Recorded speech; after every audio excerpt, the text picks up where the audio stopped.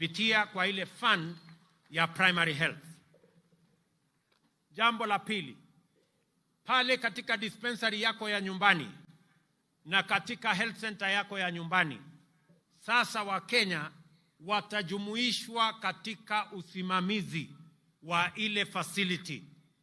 Nyinyi katika kijiji yenu, katika mtaa wenu, nyinyi mtakuwa na kamati ya kushughulikia mambo ya afya katika dispensary yenu, katika health center yenu.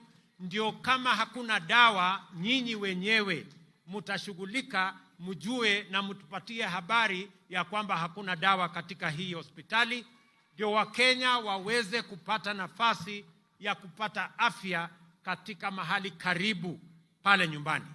Kwa sasa Wakenya wengi wanaenda kwenye hospitali yenye iko mbali kwa sababu ile dispensary iko hapo karibu, haina dawa, haina wauguzi na haina service. Na ndio tunasema hivi, sheria yetu ya pili ni kuhakikisha ya kwamba kila facility, kila hospitali, kila dispensary, kila health center watakuwa na pesa zao, na pesa ya facility yenu haitapelekwa katika facility ingine na haitapelekwa kufanya kazi ingine yoyote.